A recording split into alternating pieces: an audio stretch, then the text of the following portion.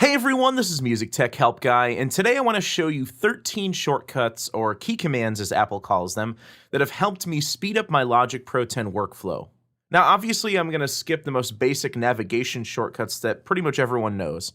So everyone probably knows to press spacebar to play and stop, R to record, Command 2 or X to pull up the mixer, and Command 4 or P to pull up the piano roll editor. So I'm skipping things like this because I assume that most everyone already knows these, and if not, well, there's a little bonus for you.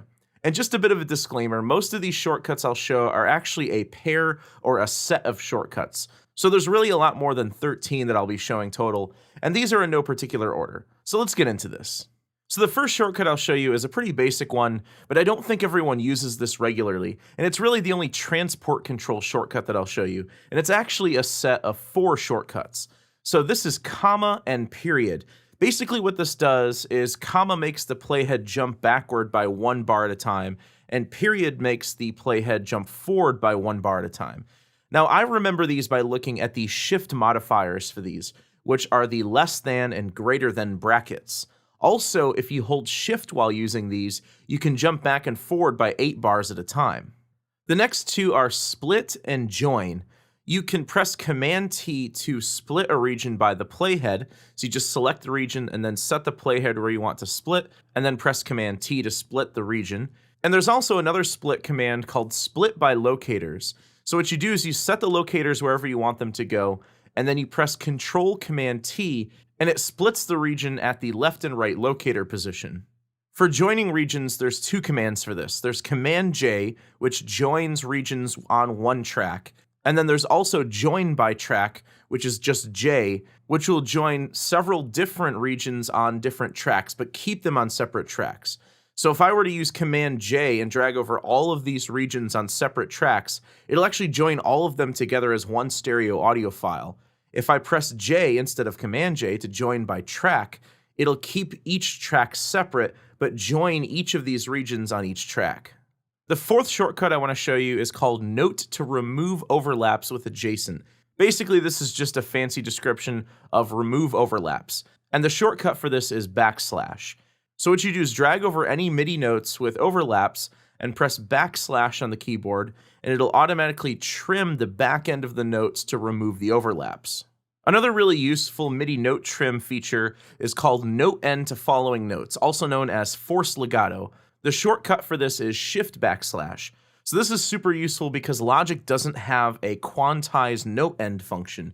Even though Studio One and Pro Tools both have it, Logic still to this day in 2018 doesn't have it. So what this does is it trims the end of the note to extend it out to the front end of the following note.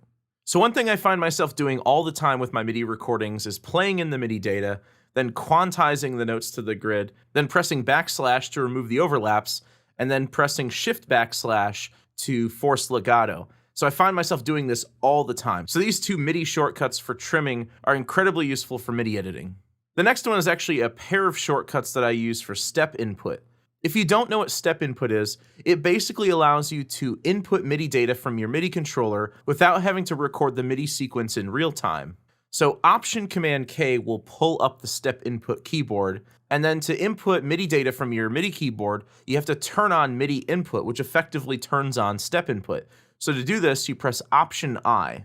Now in addition to this, you can press 1, 2, 3, 4, 5, 6, and 7 on your number row to choose your step input value. So these make step input really quick and really easy. Now most people know the basic zoom shortcuts in Logic.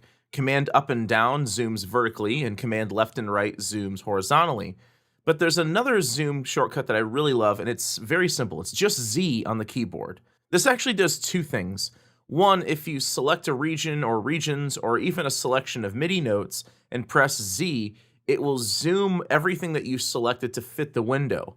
So the other thing you can do with this is you can click on the background of either the piano roll editor or the main window and press Z, and it'll zoom to fit everything within the window.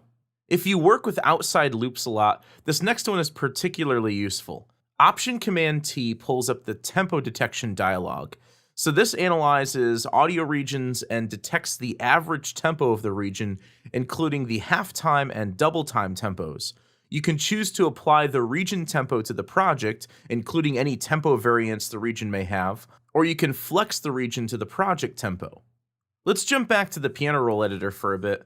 One really useful MIDI shortcut is transposing. So if I make a selection of notes, you can press Option up or down, and what this will do is it'll transpose the notes up or down in semitones or half steps. Additionally, you can press Shift Option up or down, and you can shift the notes up or down in full octaves or 12 semitones at a time. So this is great if you want to audition something up an octave or down an octave from the original pitch. Number 10 is a set of shortcuts that have to do with the cycle range. So pretty much everyone knows that you can click up here and drag to the right to create a cycle or loop range. Now, what you can also do is you can command click on this to create a skip cycle range. So what this does is instead of looping the cycle range, it actually skips the range so you can audition something without an entire section in the mix. Now, what you can do is you can press C to toggle the cycle range on and off. But the real shortcut here that I use all the time that saves a lot of time is Command U. And what Command U does is it sets the locators for the cycle range by regions or events. So you can select an individual region or a selection of regions or even a selection of events in the piano roll editor. And what it'll do is it'll create the locators at the left and right side of that selection. So then when you're using cycle mode, you can loop this area over and over again. So this is really useful if you want to just select all the regions and say the verse of a song and then loop that area over and over again. This is also useful when you want to select everything in your mix to bounce. You just hit Command A to select all, then press Command U to set the locators by regions or events, and then press Command B to bounce. Now, if you do voiceover work or edits that don't necessarily have to line up with the grid often like I do, because I make YouTube videos and I'm editing dialogue fairly often, this one is shuffling clips to be flush against each other. So what I often find myself doing is cutting out parts of dialogue and editing out parts of dialogue that either draw on too much, or maybe I just made a mistake and I want to cut it out, and I want to shuffle over the dialogue to be flush with the region previous to it. So what you can do is you can select one region or a whole selection of regions, and you can press Option bracket left or bracket right.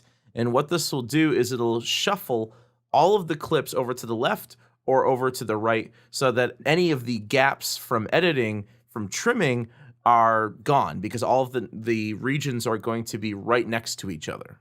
Number 12 is bounce in place. And the shortcut for this is Control B. This is a pretty basic one that I think most people know, but if you don't know it, it's incredibly helpful because you can bounce a region in place with any edits. You can also include automation. You can include effects plugins. One of the first things I'll do when I'm vocal tuning, either using Melodyne or using Auto-Tune Pro, what I'll do is I'll tune up the vocals and then I will bounce all of the Melodyne or Auto-Tune edits into the region so that I no longer have to have that plugin loaded. Then I have a fully tuned track that I can move on to mixing with. And I really save a heck of a lot of CPU power by not having Melodyne or Auto-Tune loaded. And number 13, the last shortcut I'll show you, has to do with selecting the edit tools more quickly. You can do this in either the main window or the piano roll editor. So instead of coming up here and selecting your edit tools with your mouse, you can just press T on your keyboard and pull up a menu of edit tools to select. In addition, you can press an individual shortcut for each tool. So if I want to quickly move back and forth between the pointer tool and the scissors tool, you can press TI to select the scissors tool, then TT to select the pointer tool again. In addition, you can assign the secondary tool or command click tool by holding command when choosing the tool. Now, one last thing to mention is that you can actually customize any of Logic's shortcuts by pressing Option K to pull up your key commands dialog. And then here you can customize each one. I actually have a separate video on that if you're interested, and I'll leave a link to it in the video description below. I hope you enjoyed this video, and thanks for watching.